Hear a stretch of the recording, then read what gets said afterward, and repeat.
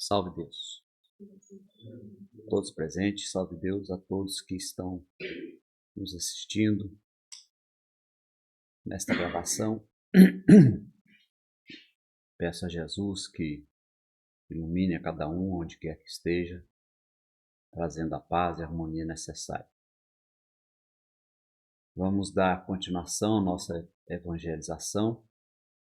Primeiro um tema aberto, como sempre. Depois, as nossas aulas. Estamos falando sobre chakra e vamos partir para o chakra frontal, ou chakra do terceiro olho no frontal.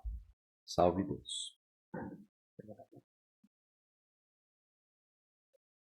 Jesus, quando esteve entre nós, caminhou nos campos, nas margens, sob o sol, sob as nuvens, ele admirava tudo, pois tudo era tão belo, tudo era perfeito, como todo ser, ao ver pela primeira vez as extensões, a beleza da criação, admira. Mas não podemos esquecer que ele era apenas um veículo para o Cristo e que o Cristo, ele conhecia outros mundos, outras criações, outros seres. E o Cristo, ele precisava experienciar a Terra, saber como estas criaturas poderiam ser resgatadas, como nós poderíamos ser resgatados. Traçar um plano perfeito, pois o sistema crístico já estava pronto, antigo, milenar, né? E ele precisava implantá-lo na Terra, trazer para a Terra, fazer com que ele, de alguma forma ou de outra, pudesse dar certo também na Terra. Mas para isso ele precisava experienciar a carne, experienciar o animal, o ser, a persona.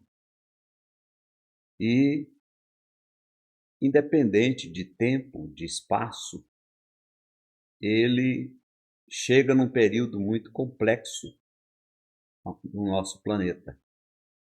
Nosso planeta era só guerras, só disputas, só pessoas querendo as posições das outras, ou seja, somente o ego, somente a destruição, somente a conquista de outras tribos. E nós não tínhamos mais nada a fazer. Existiam aqueles inventores, aqueles seres que estavam inventando armas, que estavam criando formas perfeitas de aniquilação uns para com os outros.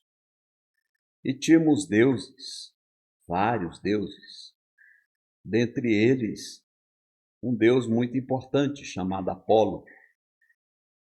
E Apolo, ele servia às nações, aos seres. E cada um de nós, ao sairmos, nós fazíamos as nossas orações a Apolo. E o outro também, da mesma forma, fazia as mesmas orações a Apolo. E esse Deus dividido, porque nós acreditávamos a quem Apolo vai favorecer dessa vez. Nós vamos dar o melhor de nós, mas a quem Apolo vai favorecer? A quem Mercúrio vai nos oferecer? Depende do grupo. Cada um tinha os seus deuses, deuses da guerra, deuses do amor, deus da conquista e por aí vai. E nós fomos criados, a nossa persona, a um Deus que deve nos servir, a um Deus que tem que ser obediente a nós. Nós somos muito importantes. E continuamos dentro da mesma condição de seres que adoram deuses, que pedem para deuses, que buscam Deus pelas suas conquistas íntimas, pessoais, mínimas, sem pensar ainda no seu próximo, naquele que vai à distância, a outros países, no seu país, no seu estado, na sua cidade, no seu bairro, no seu vizinho. O importante é que esse Deus me sirva, pois eu sei fazer as orações, eu sei me concentrar, eu sei buscar este Deus. E continua sendo mesmo Deus, mestres. Esse Deus que não é Deus Pai Todo-Poderoso, é um Deus escravo, um Deus que serve os seus filhos, que vive de favores, de promessas, de um monte de situações. E quando Cristo chega, ele se enquadra muito bem. O cristianismo foi um sistema, e este sistema ele alcançou várias partes do mundo. Falta muito ainda, mas alcançou várias partes do mundo. Mas hoje todos sabem o que é um cristão. Todos sabem. E mesmo assim, os cristãos estão dentro de uma condição ainda de um Deus que serve, sem o mínimo respeito em saber quem é a autoridade e quem é aqueles que foram criados. Ou seja, quantos pedidos inúteis para Jesus o Cristo, quantas mesquinharias, quantas coisas pequenas. Basta um filho adoecer, uma mulher adoecer, um homem adoecer, e as pessoas vão em busca do Cristo. Então, mestres, a quem nós estamos servindo? É o verdadeiro Cristo? Ou é um Cristo que nós criamos a nossa imagem e a nossa perfeição, aquele que nos serve, aquele que tem que estar a postos 24 horas por dia para servir os cristãos em qualquer parte do planeta? Aqui é noite, no Japão já é dia. Quantos cristãos estão pedindo para este Cristo? E se esquecem, ou às vezes não sabem, que o Cristo não é um ser como nós. Jesus, sim, o Cristo não. O Cristo é um raio de luz poderosíssimo, vindo de Deus Pai Todo-Poderoso. E ele se faz presente dentro de cada um. E nossa mãe, com muita dificuldade com seus filhos, ela conseguiu trazer, naquela época difícil, onde as mentes estavam voltadas somente para o físico, a condição de explicar o que era uma centelha crística. Uma centelhazinha, algo pequenino que habita o ventrículo esquerdo do nosso coração. E faz com que esse coração possa bater de formas diferentes, que ele possa sentir de formas diferentes, que ele possa ter compaixão, que ele possa ter amor, que ele possa ter compreensão, que ele possa ter tolerância e também que ele seja humildade, pois nada disso em todas as encarnações nós tivemos. Nós pisamos, nós infernizamos, nós maltratamos. Então, mestres e ninfas, que Cristo é esse? Externo, longe, distante? Não sei onde anda o Cristo. Sei que através da sua centelha, ele é capaz de saber aquele que realmente é fiel a ele, daquele que é apenas um pedinte, a todo instante, a qualquer momento, a qualquer instante. E nossa mãe, na sua inteligência, junto com o Pai Seta Branca, nos dá mentores, mentores da doutrina. Não confundam. Os pretos velhos são mentores da doutrina, não são nossos mentores da individualidade. Às vezes, nosso mentor da individualidade está encarnado junto a nós, é a esposa, é o filho, é a filha. Muitas vezes, e nós estamos buscando um ser angelical. Mentor é aquele que faz as coisas acontecerem, que faz com que eu encontre comigo mesmo. Nos momentos propícios, nos momentos certos, nos momentos das dificuldades e tudo mais. Mas o que é ser evangelizado?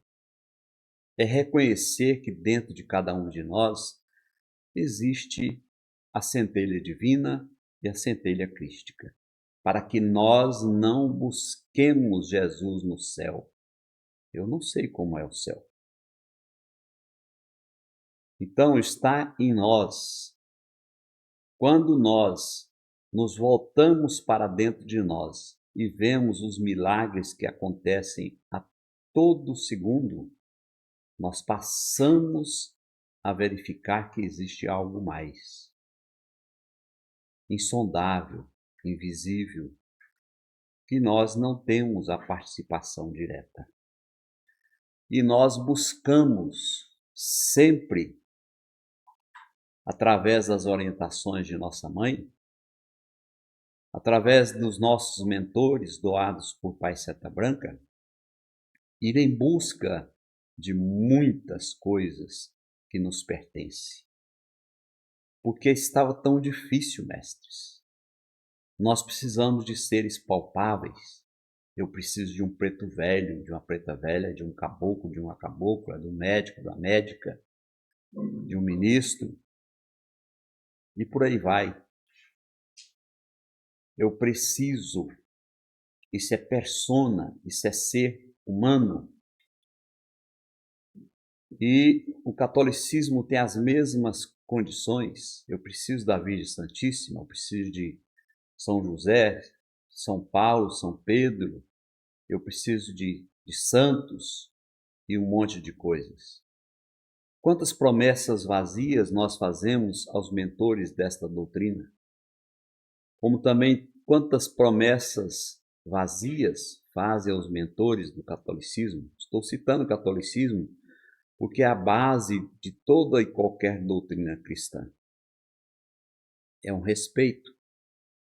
E é, ao mesmo tempo, um desrespeito dos seus fiéis, que ficam fazendo promessas, como nós aqui, alguns, fazem promessas. Ah, Pai Seta Branca, se o Senhor me der isso, eu vou fazer isso. Ah, se o Senhor curar meu filho, eu faço isso. Será que faz, mestres? Será que faz? Porque ele me serviu uma vez, já recebi, eu estou pronto para pedir de novo. Mas o médium não sabe que o poder está com ele, que o poder está nele, que o poder é ele. É ele, mestres. Eu tenho o meu Pai Seta Branca, como cada um de nós aqui dentro, aqui, tem o seu Pai Seta Branca. Eu tenho a minha princesa Janaína, como muitos aqui talvez tenham a sua princesa Janaína. Nunca são iguais umas às outras, pois é dada a mim como mentora. É da doutrina, ela é emprestada a mim como mentora. Ela precisa trabalhar, ela necessita trabalhar espiritualmente. Ela não tem mais karmas, mas tem resgates a fazer. E eles são fiéis. Nós não somos fiéis. Quantos pretos velhos passaram pela doutrina e foram só pedidos. Quantos médios lembraram do seu preto velho ao estar admirando algo bonito? Quantos? Quantos médiuns lembraram da sua princesa, um espírito feminino, ao olhar uma criança? Salve Deus, Janaína. Te empresto meus olhos para que você admire a beleza desse sorriso, o olhar profundo dessa criança. Mas no meu egoísmo, eu vou dizer, salve Deus, Janaína, proteja esse menino. Mais uma obrigação para a Janaína. E mais uma questão que eu, pela minha ignorância, estou fazendo. Eu não sei se aquela criança vai ser levada ao amanhecer. Ela já nasceu com seus protetores. Então, mestres, valorizem-se, porque Pai Seta Branca valoriza cada um dos seus filhos, mas infelizmente seus filhos não valorizam a si próprios e vivem buscando em casas alheias por coisas que a doutrina não, segundo eles, não consegue oferecer. Por coisas, mestres, que a doutrina, segundo eles, é incapaz de oferecer, de torná-los ricos, famosos, de ter uma vida saudável, de ter uma vida com uma esposinha, com um maridinho, com um filhinho, tudo perfeito, tudo harmonioso. Não foi isso que nós prometemos para chegar aqui e fazermos o contrário. Meu Pai, deixa eu ir primeiro, antes do Senhor enviar este irmão como meu filho, este irmão como meu esposo, esta irmã como minha filha, esta irmã como minha esposa, porque ela vai precisar de mim, porque ela vai ter defeitos psicológicos, ela vai ter doenças neurais, ela vai ter doenças físicas. Me prepare antes, me leve para a terra antes. Eu não pedi favores, mestres. O Senhor vai me ajudar? Eu não pedi isso. E eu chego aqui e entro dentro do sistema que sempre foi o sistema antigo, daquele que é contra o Cristo, que foi contra o Cristo, não é mais, daquele que lutava, que brigava, que disputava, do irmão mais velho do Cristo, achava que tinha direitos maiores que o Cristo, por ser mais velho. E nós caímos no mesmo padrão, porque Ele é o Deus da criação. Ele é o Deus que criou os mundos, que nós podemos tocar, ouvir, sentir, saborear. E o Cristo é o Deus de todos os mundos, os quais nós não temos os mesmos sentidos físicos. O espírito não sente sabores, não sente cheiro, não sente o tato, nada disso, mestres. Enquanto estão dentro dessa condição de desencarnado, sentindo tudo isso, ele ainda é um grande sofredor. Ele está em uma casa transitória, ele está em pronto-socorro, ele está em uma casa de auxílio, ele está solto pelo mundo, ele consegue manifestar em um e sentir o toque da pele, o olhar e tudo mais. Ele consegue sentir, mas ele não tem mais olhos, como os nossos, ele não tem mais bocas como as nossas, nem ouvidos como os nossos. Então, às vezes estamos fazendo algo contrário àquilo que nossa mãe deixou. É tão difícil, mestres, viajar pelo etérico e encontrar alguém, porque a aparência é outra. Às vezes todo deformado e às vezes tão bonito e perfeito, que nós não reconhecemos. Não é a mesma aparência. Mas nós, quando nos dispomos a auxiliar no etérico, a sair nas madrugadas, nós conhecemos cada um pela sua emanação, pelo seu estado de espírito. Apenas isso. E chega até nós, nos milenares, esses seres deformados, feios, cheios de garras, cheios de escamas. Eu vou descobrir que na terra era o papaizinho, era a mamãezinha, era o meu filhinho. Mas por que estão assim? Porque eu não cultivei a semente crística do seu coração. Eu apenas ensinei a eles o que que o Cristo tem que servir a mim. Não interessa se ele está servindo meu vizinho, não. Mas ele tem que servir a mim. Quantos não entram na porta daquele templo pensando só em si? Quantos? Quantos dizem que vem fazer a caridade e depois do trabalho vai incomodar os seus pretos velhos? Quantos? A grande maioria. Não precisa, mestres. Se um preto velho tem algo a falar comigo, depois do trabalho, ele fala. Se ele não tem, ele não tem nada a falar comigo. Eu não preciso instigá-lo. É automático, é perfeito, é maravilhoso. Então nós podemos viver encarnados junto com a espiritualidade maior, não esperando a figura, esperando um ser luz.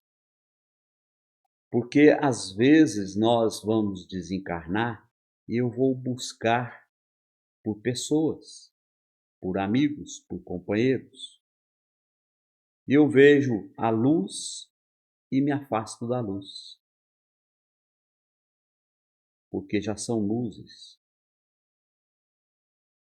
Quantos os seus parentes chegaram em forma de luz e eles viraram as costas, porque queria figura humana?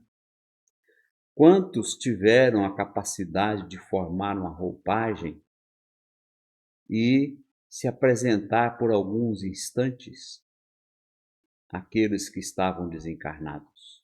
Quantos?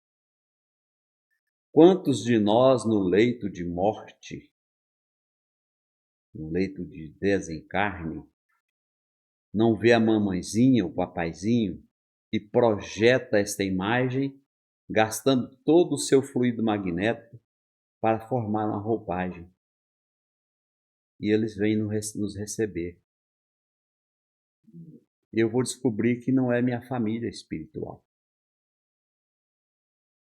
que veio apenas para que nós pudéssemos nos reajustar. Então não é fácil evangelizar, não é fácil tocar o coração do homem enquanto existem muitas pedras. Não é fácil colocar algo que nossa mãe tentou por muitos anos, colocar em um copo se ele ainda está cheio de conceitos, de preconceitos, de vaidades, de egos, de um monte de fatores. A evangelização pede: esvazie o copo, mestre. Dê uma oportunidade a você. Viva o seu momento espírita, espiritualista. Viva. Vivencie sua vida física vivencie sua vida etérica, vivencie sua vida astral, vivencie sua vida mental, e você vai descobrir que você é muito mais. Os pretos velhos que estão em missão ainda, que ainda utilizam de plasmagem de corpos, eles estão no astral superior, no 5º plano. Então, mestres, eu tenho mais que um preto velho. Eu tenho um corpo, um veículo, que eu posso andar no etérico, e eu tenho um veículo que eu posso andar no físico. Pergunte ao preto velho. Pai, o senhor tem acesso ao etérico? Tenho, meu filho. O senhor vai com a mesma roupagem de preto velho? Não, meu filho. Pergunte. Estou falando as respostas, mas pergunte. Pai, o senhor gostaria de estar encarnado? Seria o meu maior sonho, meu filho. Mas não tenho mais oportunidades. E nós que temos as oportunidades estamos trabalhando para um físico que vai ficar aqui. Nós vamos levar nem o ar que nós respiramos. Ficamos loucos buscando por coisas que não servem para nada para nós.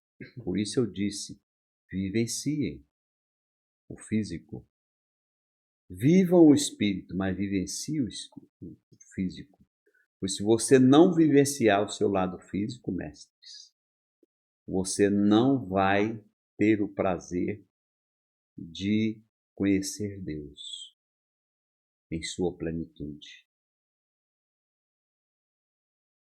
E assim, mestres, esperamos de cada um, nesse 2026, que cada um possa encontrar consigo mesmo espírito, não físico, não etérico, não astral, mas mental, mental astral, que seja a individualidade, que vai deixando vagarosamente essa personalidade difícil que cada um é, que o papai, que a mamãe, que a sociedade, que a escola, que o trabalho construiu ao longo dos anos, que vem dando certo, mas vem dando certo para o físico. E quando, como dizia nossa mãe, nos encontrarmos na lousa fria, nós vamos perceber o que nós deixamos de fazer. Não é o que eu fiz, não. Porque se eu estiver vivendo, eu estou fazendo para ter meu carro, minha casa, e tudo. Mas se eu estiver vivenciando, eu vou ter aquilo que faz parte da minha jornada, da minha caminhada. Eu não preciso me preocupar com isso. Eu vou ter. Então, mestres, vivencie. Pois se você está vivendo o físico, você está só no físico. Como você quer encontrar os seus mentores se você é só físico? Ah, mas eu vou para o trabalho e lá eu me individualizo. Será, mestre? Se eu estiver de olho aberto, é muito difícil entrar na individualidade, somente com os anos, com a experiência. Pois passa alguém e eu vou repará-lo. Quantos defeitos nós temos e todos têm. E eu sou perfeito. Eu tenho que observar o defeito do meu próximo. Então, mestres, valorizem este ano como um ano que vai conduzir a cada um de vocês a um patamar mais alto. Vivencie o Cristo. Esteja com o Cristo, porque Ele está com você, mas você não está buscando Ele no lugar certo. meu mestre, meu irmão, meu amigo, meu companheiro, meu amigo de jornada. Vamos admirar a natureza? Vamos admirar este lago, este rio? Lembre-se, luz não tem olhos, mas a luz pode se fazer em mim enxergar através dos meus olhos. Quantos estão perdendo a condição crística, porque é uma condição? Quantos estão perdendo a condição ministro, porque é uma condição? Quantos estão perdendo a condição de uma princesa, porque é uma condição? Não perca as oportunidades, mestres. Pode ser tarde demais quando descobrirem que este mundo não mais te pertence. Pode ser muito tarde. Pode ser que você não tenha um corpo e fica pensando que tem. Você começa a maldizer o Criador porque o seu corpo está definhando, está apodrecendo, está caindo, você está virando ossos. E você queria algo, um corpo perfeito, bonito, maravilhoso. Salve Deus. Que Jesus, que representa o Cristo aqui na terra, possa iluminar cada um, proporcionando a paz, o equilíbrio e a condição necessária. Salve Deus, o Cristo interior dentro de cada um. Graças a Deus. Mestres, vamos dar prosseguimento ao nosso estudo? Nós paramos. Foi aí, né, Gregório? Terceiro olho, muito bem. Terceiro olho. Na Índia, mestres, não no Himalaia, porque já é um povo que não vive o físico, eles vivenciam o físico. É outra cultura, nós chegamos lá e estranhamos, mesmo nos transportes, nós estranhamos, porque é outra cultura, totalmente diferente. E na Índia, existiu e ainda existe um grupo de monges e monjas que usam perfurar com a madeira, com um agulhão de carvalho,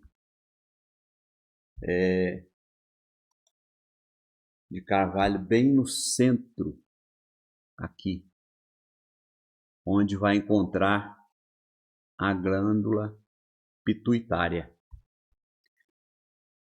E ali eles colocam uma joia, um rubi, uma esmeralda, uma joia de baixo valor, para que tampe este buraco. E nós aqui no Ocidente, às vezes nos fantasiamos. Às vezes a mulher gosta de colocar uma coisinha aqui, ou se ornamentar de alguma forma, mas não conhece a história. E nós vamos observar que todos os magos que existem dentro da doutrina, eles têm, a partir daqui, um desenho chamado tilaka. Este desenho representa a profundidade onde eles podem alcançar. Às vezes são vários raios. Aqui na nossa frente nós temos o Assis. O Assis está ali com a bolinha, não é? Vê para mim aí. Bem no centro da testa, né? Não sei se essa versão aí tem. Tem não, né? Então está na outra. A mais recente. E nós vamos observar, mestres, que é uma cultura deles. Mas por que é que eu estou falando do Himalaia, principalmente dos seus magos? Porque a doutrina do amanhecer ela foi construída em cima dos parâmetros do Himalaia. Por quê? Porque o mentor principal de Tia Neiva era do Himalaia. Chamava-se Umahan, era um monge acrisolado, preso, por conta própria, não saía. E poucos dias eu fiquei sabendo e fiquei muito emocionado com a experiência. Eu fiquei sabendo que estes monges descem das suas cavernas, descem do seu isolamento do planeta no dia, no período da festa do iogurte. É isso mesmo, mestre. Iogurte. Nós pensamos assim, o iogurte foi inventado agora. Não, são milhares de anos. E esta festa acontece entre julho e se estende por 3 meses. Entre setembro e outubro se estende por 3 meses. A contagem é diferente porque o tempo deles, a contagem é diferente. E onde existe um ritual que Tia Neiva trouxe, que é chamado ritual de enlevo para nós. Para eles, é o da festa de iogurte. Então, o neófito, o crente, ele passa dias acampando em volta da potala, em volta de um monte, e ali chega um mestre desses, antigo. E defumadores pelo morro inteiro, o tempo todo o cheiro forte do defumador. E eles ficam ali nas suas casinhas, nas suas barraquinhas, e se formam filas, cada um levando um manto.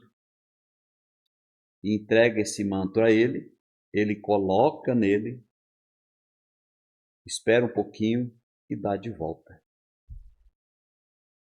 Olha que coisa perfeita. Aqui nós temos um ritual trazido do Himalaia que nós chamamos de enlevo. Ah, mas eu não vou no ritual de enlevo porque quem vai dar o manto é fulano de tal, é ciclano. Será que eu estou certo? Se ele estiver na vaidade, é problema dele, porque a manifestação do lenço vai existir. É uma promessa. Mas deveria ser um santo nono, com Quataí 108, que nós chamamos de santo nono. Ele é capaz de impregnar nesse manto tamanho amor que pode trazer amor a um elítrio.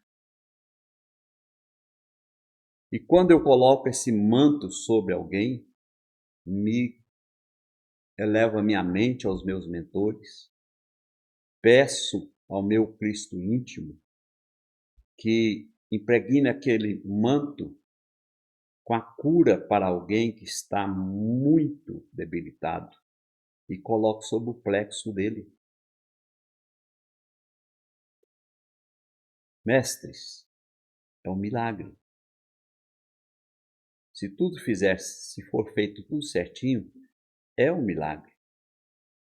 Mas as pessoas deixam apodrecer, não cuidam, jogam fora, desprezam. E assim, mestre, nós vamos perdendo a cultura, nós vamos perdendo a magia, a beleza de que o Mahan proporcionou para nós.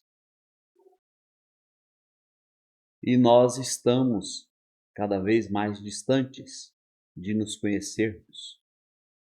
Então, quando falamos em chakras, muitos conhecedores, sabedores da doutrina, falam que nós temos só 2 chakras, que nós temos só 3 chakras.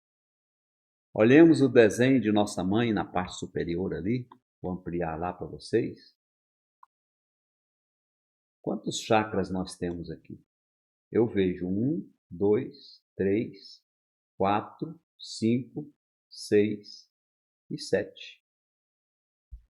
E alguém vai falar que não, nós só temos 2 chakras.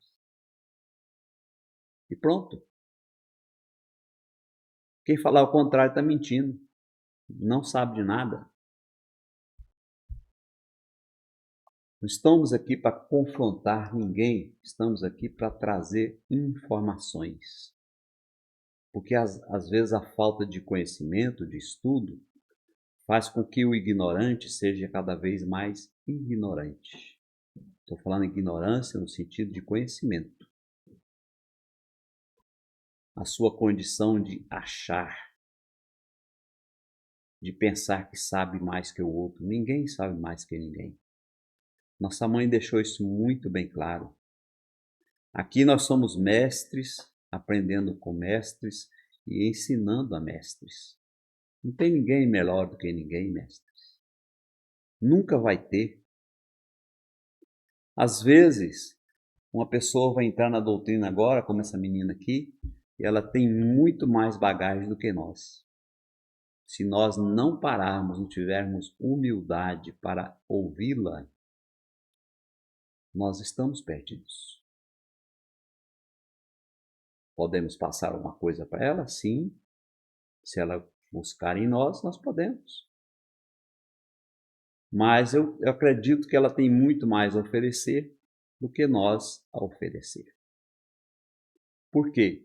Porque ela veio dos planos espirituais bem depois de mim, com outra programação, com outra condição, e assim são nossos filhos, são nossos netos. Daqui a uns dias eles já nascem falando, né? Porque você passa aí alguns dias já estão em pezinho. De primeiro era aquele, parecia um corozinho, né?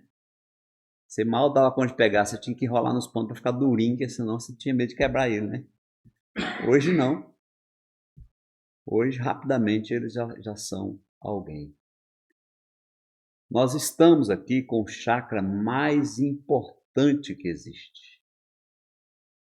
Nossa mãe desenhou esse óvulo, esse ovo aqui, ó.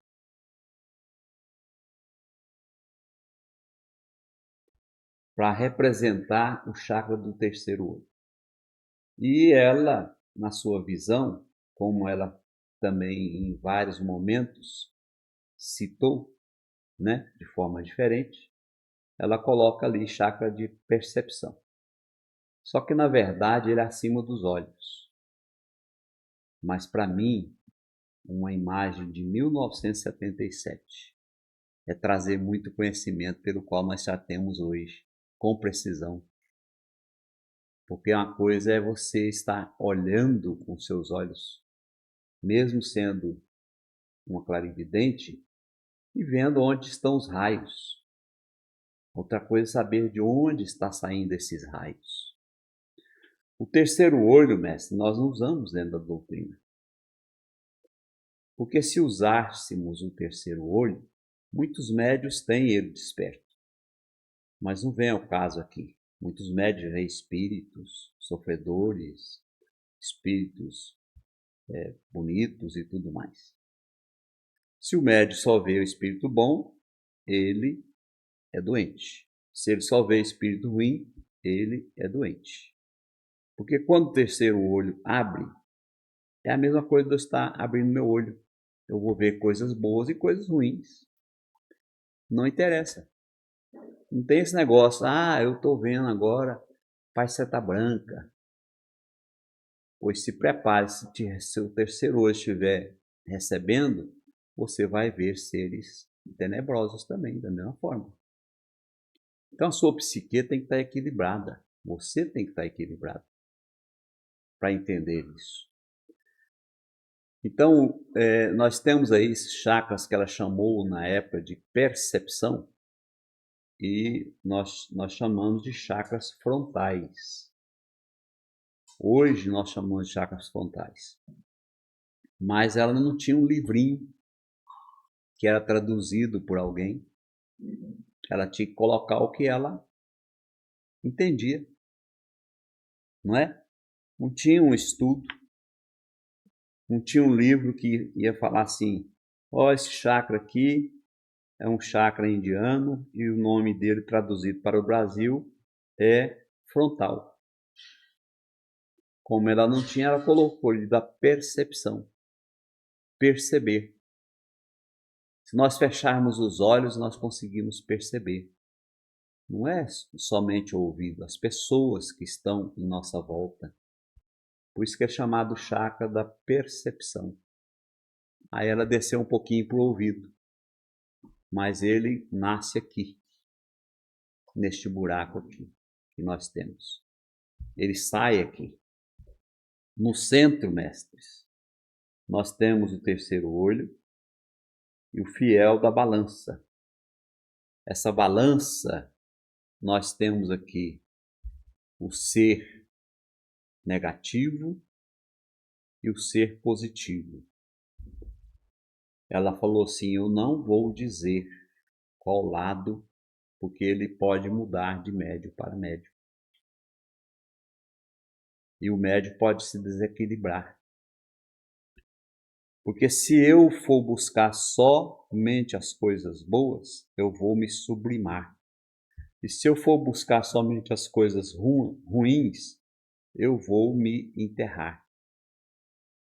Eu tenho que estar equilibrado. Pois no mundo eu tenho contato com o bem e com o mal, sabendo distinguir as duas forças. Eu tenho contato com os dois. Mas o que faz com que esse chakra emita mais do que esse? Ou esse emita mais do que esse? É a minha personalidade. É a minha alma. E o que vai dentro da minha alma? Aquilo que eu aprendi no físico, no meu dia a dia. O que o papai e a mamãe ensinou para mim. Eles estando certo ou errado, deu certo para eles. Eles não querem que dê errado para o seu filho. Então eles me ensinam, segundo o linguajar, eu estou te ensinando a viver, meu filho. Presta atenção. Mas será que o viver dele está certo? Eu tenho que ensinar a sobreviver. Não preciso nem ensinar a perpetuar a espécie, mas eu tenho que ensinar a sobreviver. Não pisando, não maltratando, mas sim tendo o maior respeito. Porque existe diferença de pessoas para pessoas. A minha alma, quando tem cultura, ela agradece. Ela agradece por tudo. Ela ora pelo meu empregador, pelo meu chefe. Ela ora pelo meu prefeito. Ela ora pelo meu governador. Ela ora pelo meu presidente. E assim sucessivamente. Ela não odeia. Fomos nós que damos o poder. Agora nós temos que orar por eles, para que tudo dê certo, seja ele quem for, seja de que partido for. Quantos oram pelos seus clientes? Quantos? A cultura japonesa, a cultura coreana, a cultura chinesa, a cultura ocidental, as pessoas baixa a sua fonte oriental, baixa a sua fonte. Ela, muito obrigado, Senhor. Que o Senhor te abençoe, que o Senhor te ilumine. É uma forma que você está se colocando perante o outro. Obrigado por você ser meu cliente, obrigado por você ser meu patrão. Ah, mas eu ganho pouco, esse cara é um, né? Outros nomes. Busque outro. O que te impede? Melhor do que você se perder espiritualmente Vai em busca das suas conquistas. Tudo é conquista, mestres. Tudo é conquista. Aqui na doutrina é conquista. Nós temos um médium ali, isso é só elevado, né? Ele está trabalhando para conquistar o seu direito de ser um centurião, né? Pegando as aulas, tentando colocar em prática, que às vezes não é tão fácil. Daqui uns dias ele vai trabalhar para pegar a conquista de adjunto, regente, e por aí vai conquistando. Tudo é conquista, nada é dado de graça. Se ele ficar sentado, ele fica para trás. Ele não vai conseguir nada. Então ele tem que se colocar a caminho. Como é que foi sua jornada, hein, Gregório? Só você sabe, né, Júnior? Cada um de nós aqui, como é que foi a nossa jornada? Os mesmos banquinhos que a doidinha ali sentou, nós sentamos. Os mesmos, durinho. Não, acho que agora está sentando em cadeira, né? Nós éramos no banco duro, lá no Castelo dos Delvas. Hã? É? Pois é. Para ver. Nós amaciamos muito banco, né? Para que a gente não possa esquecer. Se colocar uma almofada aqui, logo eu esqueço. O primeiro ato do adjunto dessa casa foi tirar as almofadas da mesa evangélica, porque os médios não tinham almofada na casa, né, para dormir, não tinha o assento para dormir, e nenhum templo verdadeiro tinha. Foi uma briga, né, Gregório? Foi uma confusão, né? Foi um problema sério, porque o médium queria a sua poupança no macio, escorar no macio. E não foi assim, mestres. A doutrina começou, às vezes, em um toquinho. Qualquer coisa que servisse para sentar, um tamborete. E às vezes até no chão. Muitas vezes até no chão. Tia Gertrudes falava assim, quando perguntar sobre Tiãozinho, ela falou assim, o menino Tiãozinho, tia Neiva sentava no chão e brincava conosco, incorporada com o Tiãozinho. Era uma criança, um rapazote, né? Que foi ficando velho, que foi tendo responsabilidades, até se encontrar consigo mesmo e ser um ser de capela, até se encontrar consigo mesmo e saber que tinha uma macê, porque foi perdendo seus valores, desencarnou muito cedo.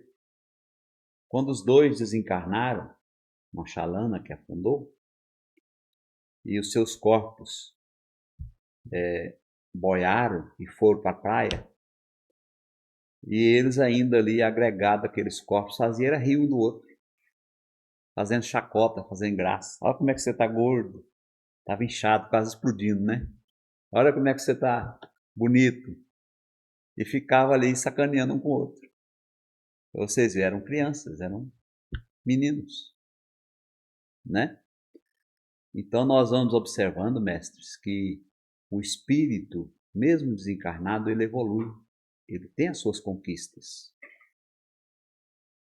E nós? Nós temos que ter nossas conquistas. Mas o maior problema que nós encontramos chama-se egos. Que nós temos. Tia Neiva fala assim, 7 elíteos. Até 7 elíteos um médium carrega. Quantos egos são? 7. 7 egos. Eu vou mudando a minha condição, eu tenho que evoluir. O ego mais simples de trabalhar, que para muitos é complicadíssimo. Preguiça. É o mais simples de trabalhar. O outro é a gula. Os dois andam juntos. Muito juntos. Porque o preguiçoso acha que tem mais direito que o outro. E quem é guloso, ele acha que o outro tem que servir ele. Ele é preguiçoso. Mas são um parzinho mais difícil, mais fácil de trabalhar. Basta você dar um pulo da cama. Opa, tem que trabalhar. Opa, tem que fazer isso. Tem que fazer aquilo. E acostuma, né, Dudu? Deu 5h30, o cara já tá com o olho aberto. Você acorda que horas? Maria? Mas você acorda, né? É um padrãozinho ali. Você acorda, mas fica ali, deitado, né? Mas acorda. Aí depende de você dar um pontapé. Fala, peraí, tô perdendo tempo aqui deitado. Né? Esse padrão nós temos que observar. Ah, não vou fazer isso porque o Fernando não faz. Quem é o preguiçoso? Sou eu que estou querendo escorar no Fernando. O problema do Fernando, se eu não fizer, a conquista vai ser minha. Lá no meu trabalho, vamos falar assim, tem duas coisas para fazer. Tem uma coisa para fazer. E foi dada a duas pessoas fazer. Eu faço, o mérito fica dos dois. O meu e do preguiçoso.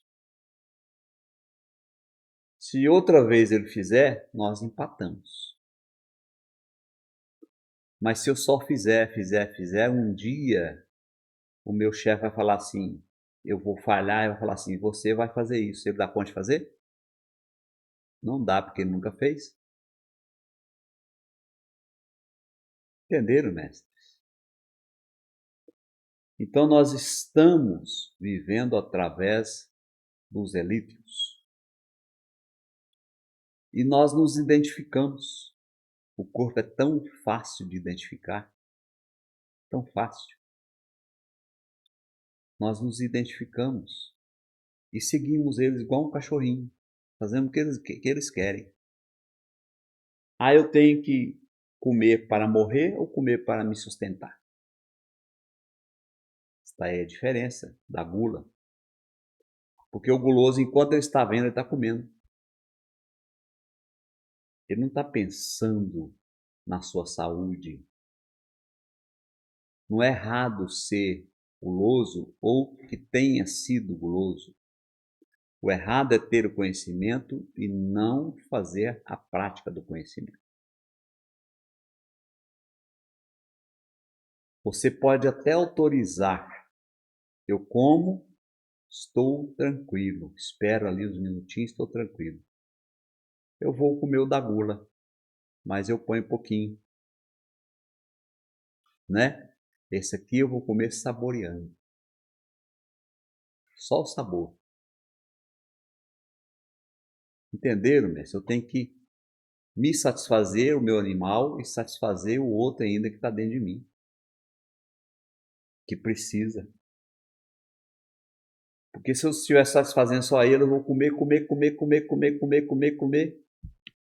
Ele está preocupado se eu vou engordar?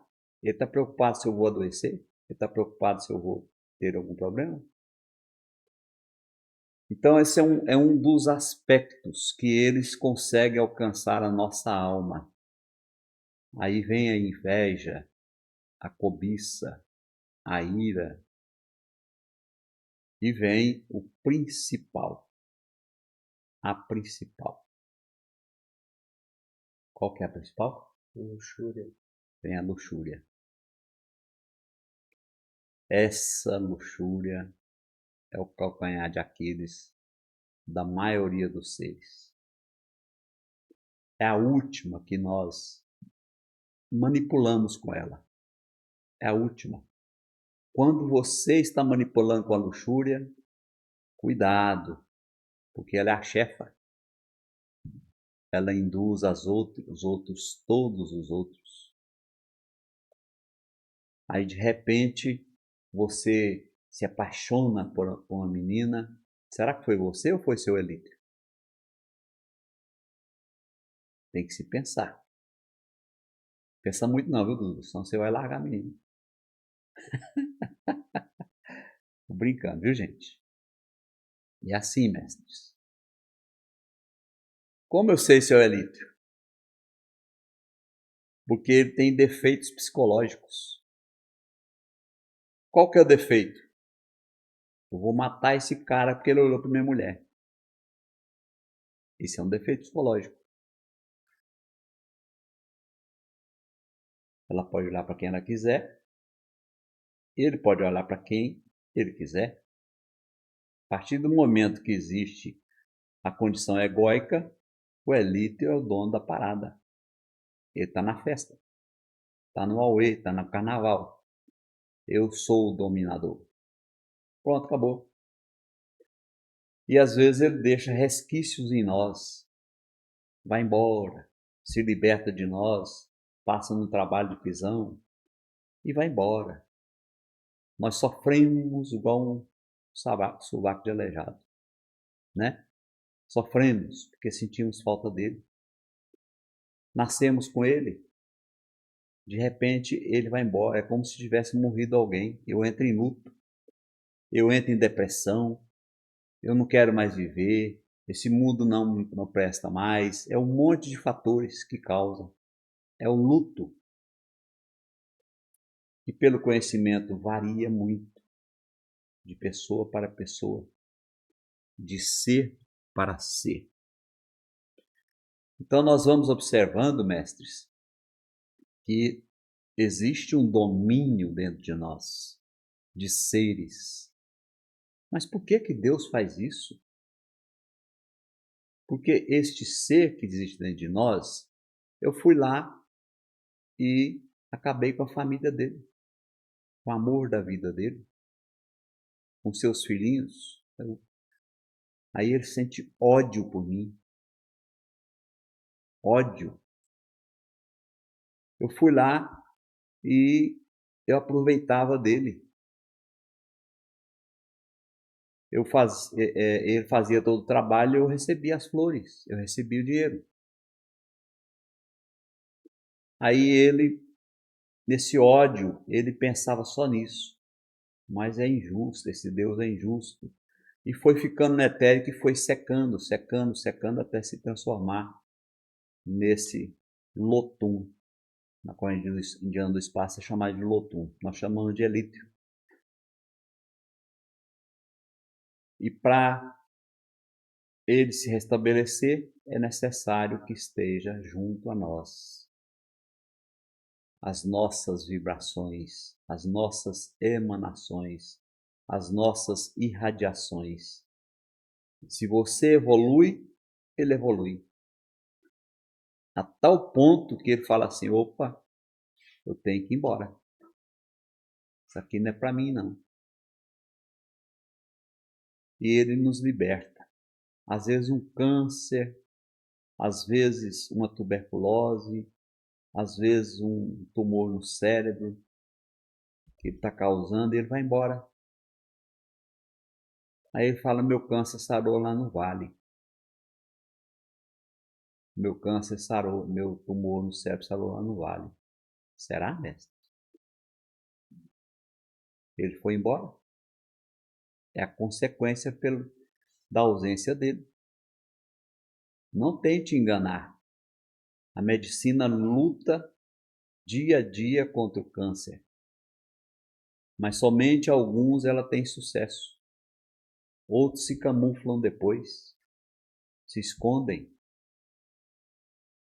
e se esparramam. Quando vai ver, está, como é que fala? Metastasiado. Ou seja, esparramou pelo corpo todo. Aí a vingança é cruel. Então, mestres, nós temos aqueles que se dizem nossos inimigos. Não precisamos dar um passo à frente. está aqui. Aí eu fico pensando que o Dudu é meu inimigo. Fico pensando que o Juninho é meu inimigo. Estou falando desse que está aqui na frente. Não é qual é o nome do senhor? Isaías. O senhor Isaías é meu inimigo. Não vou falar seu nome, que eu não lembro. Hã? Carol, né? Vamos falar Carol, né? Dainara. Dadá. Dudu e Dadá. Então tá bom. Aí eu fico pensando no outro que está longe. Olha eu olhando para o quintal do vizinho em vez de cuidar do meu. Gente, aqui dentro tem o anjo e o demônio. No máximo 7 demônios. No máximo. Mas eu tenho Cristo. Eu tenho Deus Pai Todo-Poderoso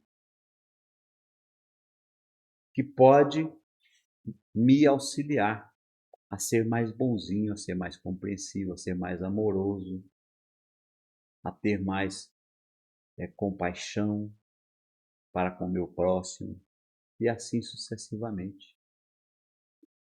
Olhem para dentro, observem, não fique prestando atenção no sucesso, nos problemas dos outros, olhe para você, para a sua individualidade, você vai observar o quanto ainda falta, o quanto ainda é necessário.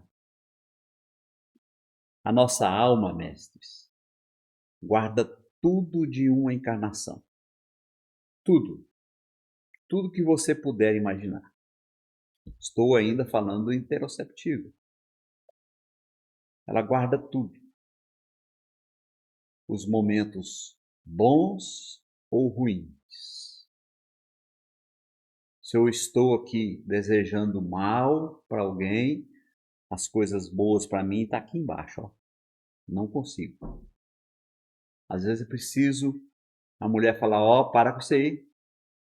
Que bobeira é essa? Aí eu vou equilibrando. Equilibrando.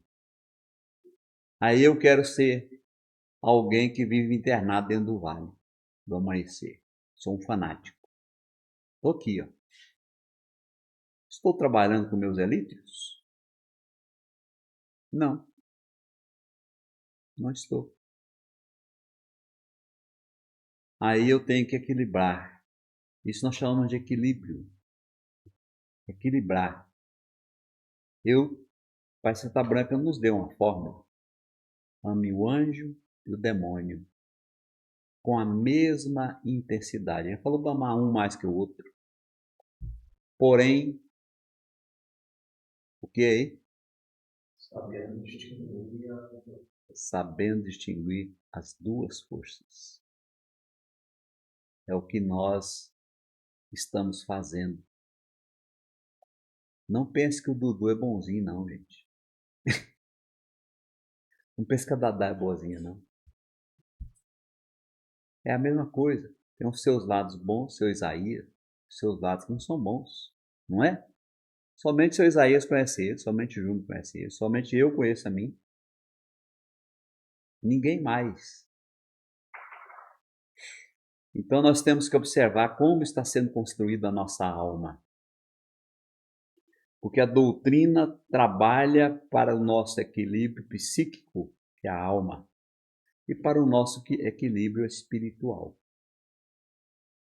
Então, se eu entrar no trabalho e ver o defeito de alguém, aí o que vai acontecer com esse interoceptivo? Eu vou servir ao demônio. Eu começo a falar, esse cara aqui, não sei o que, coisa e tal, e não sei o que. Basta você saber que era daquele jeito e pronto, acabou. Isso é problema dele, a evolução é dele. As mesmas coisas que eu aprendi, seu Isaías está aprendendo. Como é que é o nome mesmo? A Poliara está aprendendo. As mesmas coisas. Porque o pai quer que os seus filhos alcancem a condição que ele se encontra. O pai que não desejar isso não é pai. Por isso nós falamos Pai Seta Branca. Mas quantos estão dispostos a seguir o Pai Seta Branca? seguir no sentido de ser Pai Seta Branca. Quantos? De ser um Cimiromba de Deus. Quantos? Ah, mas ele está longe. Se eu for pensar assim, o Cristo está muito mais, distante. E ele se faz centelha na nossa vida todos os dias. Todos os dias. Ele passa filho por filho todas as noites. Não interessa quantos são. Às vezes estão lá assistindo a televisão, até tarde da noite, às vezes estão fazendo sexo, às vezes estão fazendo qualquer coisa, mestres. Não misture o físico com o espiritual. Físico é físico, espiritual é espiritual. Pode ser que eu estou lá fazendo as minhas necessidades, tomando um banho. Ele vai passar e analisar o meu espírito. O quanto eu já estou evoluindo. Ele não está ali passando pelo meu físico, não. Quando foi dito isso, as pessoas falaram, nossa, mas eu sou importante, o Pai Seta Branca vem me ver todas as noites. Eu sou importantíssimo. Mas Pai Seta Branca é espírito, ele vai ver espírito. Preocupado, a velocidade com que ele passa, ele vai sentir de cada um a sua evolução. Salve Deus. Falar do interoceptível, falar da alma, não é algo assim tão simples. Porque a doutrina não tem discriminação nenhuma.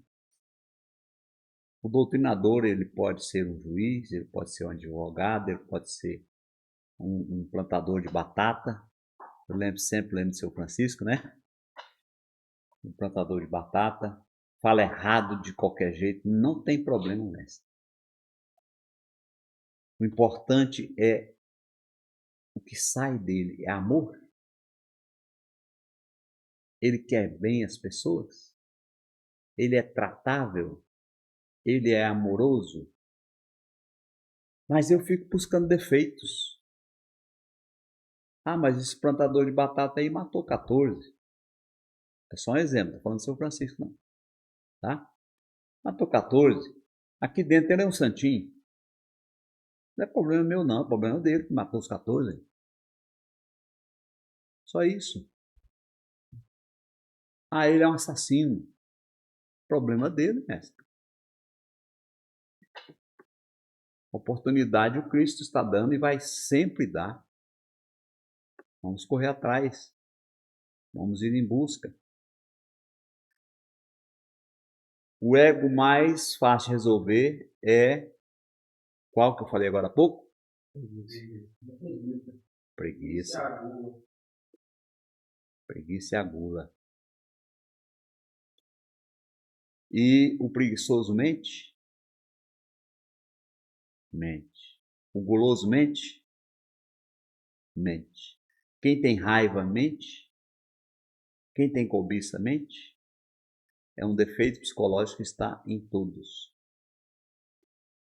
Então, mestres, vocês têm que prestar atenção em quem mente. Somente isso. Não deve haver julgamento. Mas mentiu, começa a ser carta fora do baralho. Começa. Porque tem pessoas que mentem tanto, mas tanto, que acreditam até na própria mentira. Eles fazem dela uma verdade,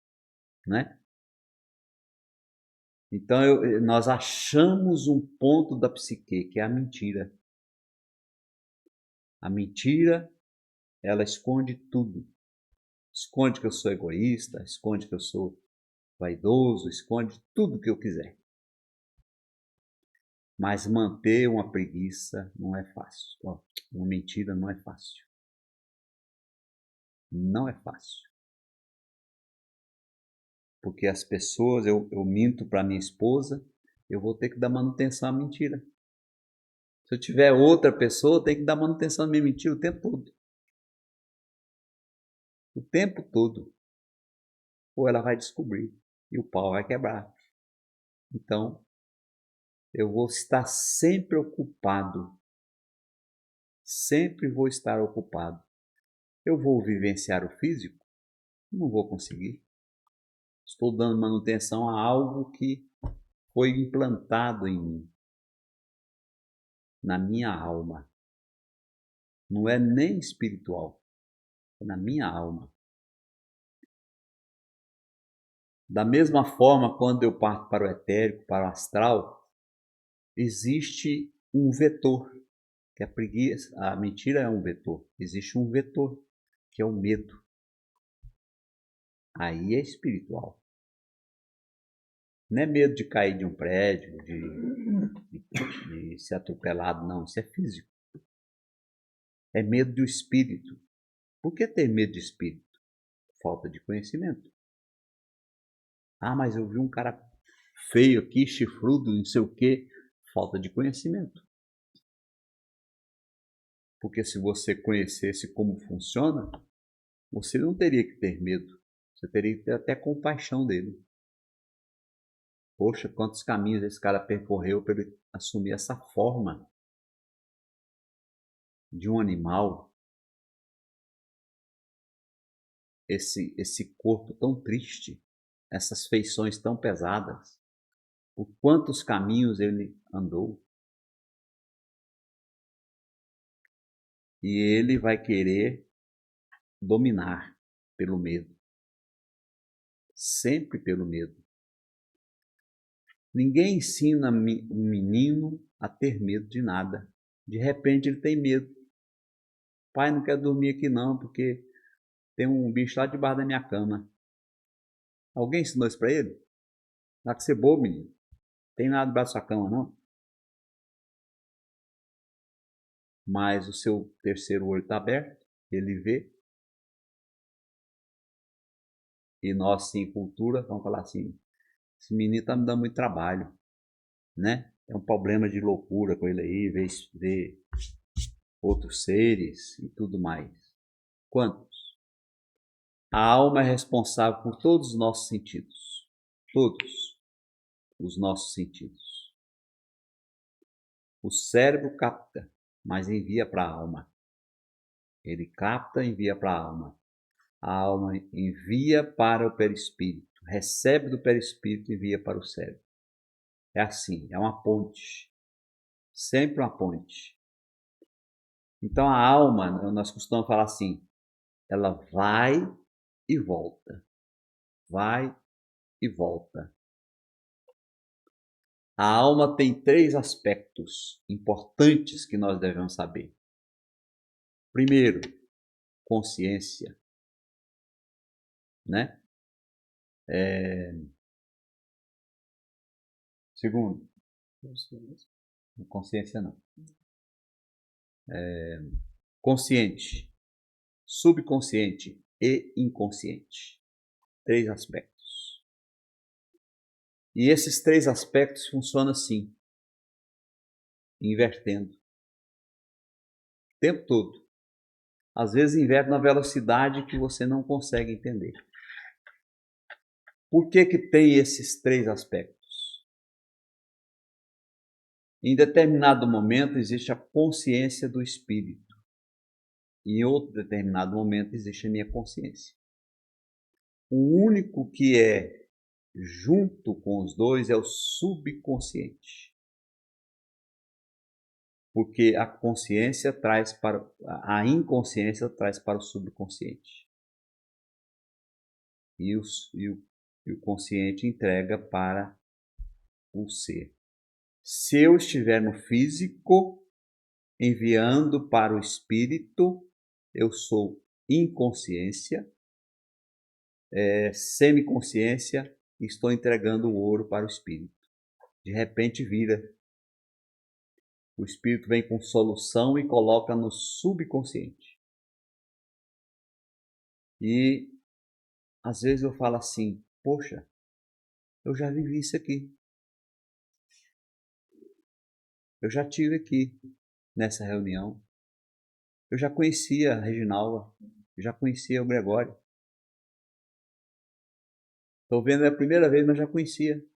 É só um exemplo. Porque o Espírito jogou lá no subconsciente e foi despertar no momento certo na minha consciência física.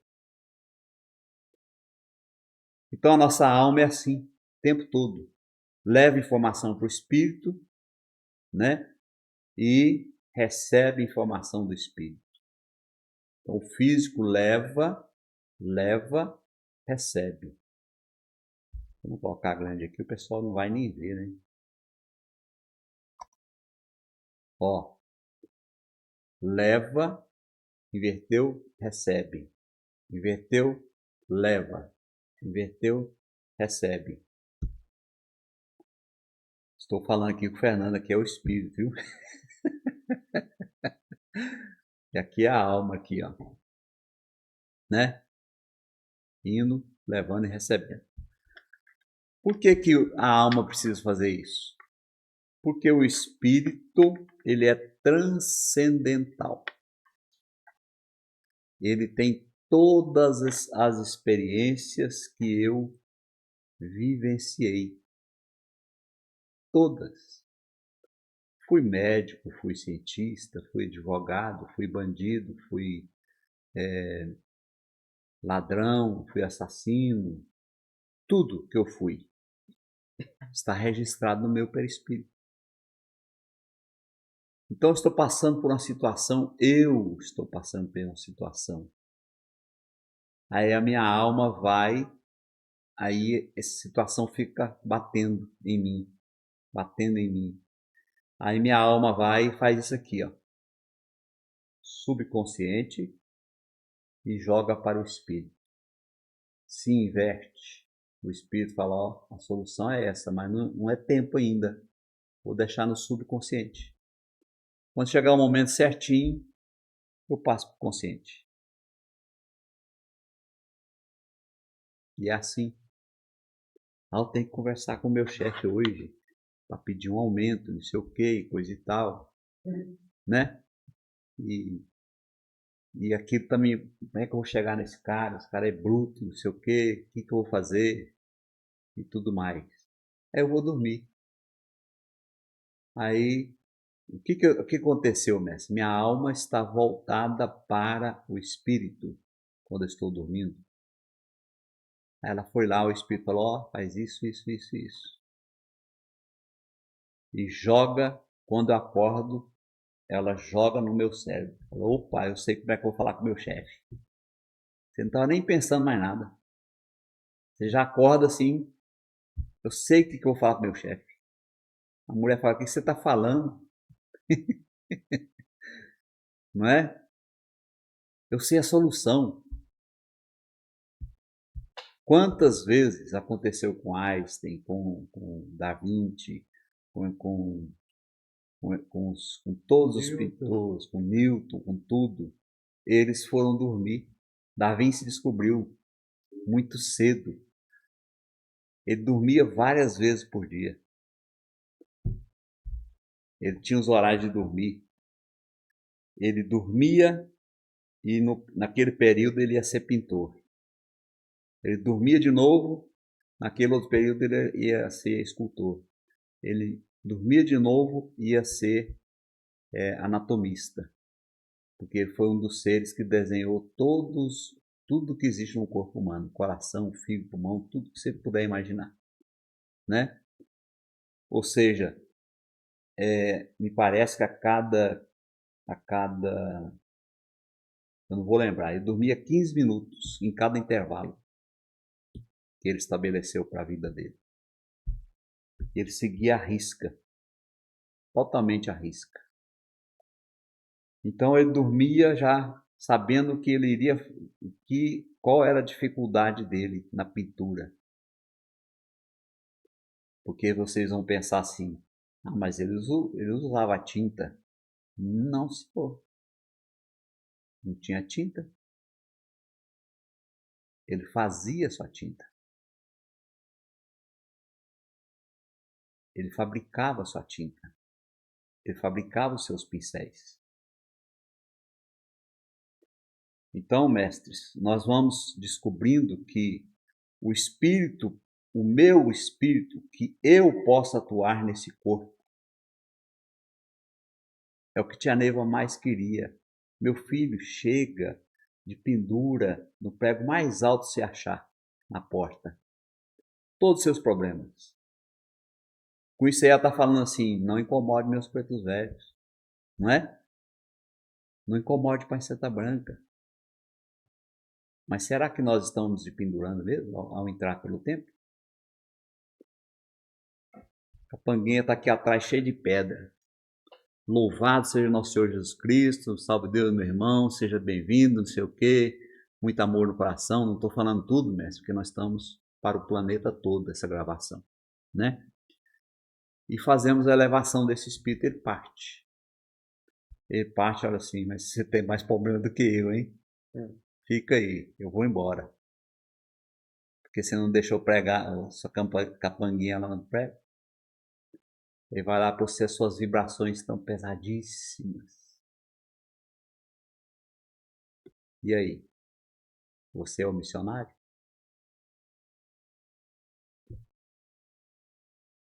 Salve Deus. Passei do horário, né?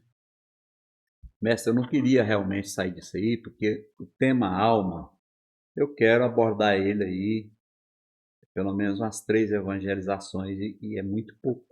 Eu poderia abordar ele durante anos. Anos e anos. Nós dividimos nas reuniões de domingo de manhã, que é somente para centuriões, somente para médios que já são centuriões, nós dividimos o estudo da alma, né? Em várias situações, temos até o estudo de todos os egos, dos seus defeitos psicológicos. Nós já estudamos também na evangelização, para tentar ajudar uma população aí, e fomos muito bem recebidos pelas pessoas, agradecendo e tudo mais, porque estavam em um caminho e decidiram partir por outro caminho. Isso é muito importante. Mas o mérito não é meu, o mérito é de nossa mãe clarividente. Ela que trouxe, nós apenas estamos semeando para que todos se deem bem, para que todos possam ser capazes das suas realizações, das suas vontades. Decidimos há algum tempo que a aula presencial vai ser só na sala. Na sala nós temos a presença dos nossos convidados, os convidados do ministro Tarajo, que são espíritos já preparados para ouvir através dos ouvidos de cada um aqui presente, porque eles não ouvem físico, e aprender. E fora do físico, segundo a espiritualidade, estão vários, nós podemos falar assim, telões, né? E que nos assistem também da mesma forma. Todas as evangelizações. Então, todas as evangelizações estão num canal do YouTube.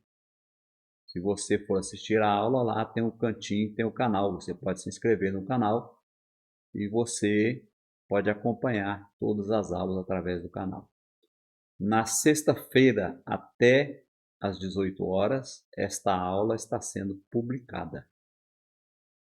Na sexta-feira. Por que nós estamos fazendo isso? Porque o médium começou a se acomodar. Nós encerramos aqui a evangelização com a noite de paz, a prece miromba e 3 elevações. Ou seja, é um trabalho de condução daqueles que veio nos prestigiar.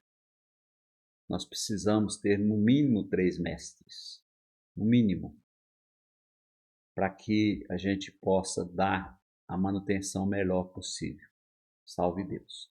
Então a presença de vocês que moram por perto é muito importante. É um trabalho a mais, chamado evangelização. Então que Jesus, o grande mestre, o Cristo, possa iluminar a cada um onde quer que esteja, Iluminar também os seus pequeninos, aqueles que ainda cobram de vocês, que se dizem vossos inimigos. Até a próxima quinta-feira, se Deus assim o permitir. Salve Deus.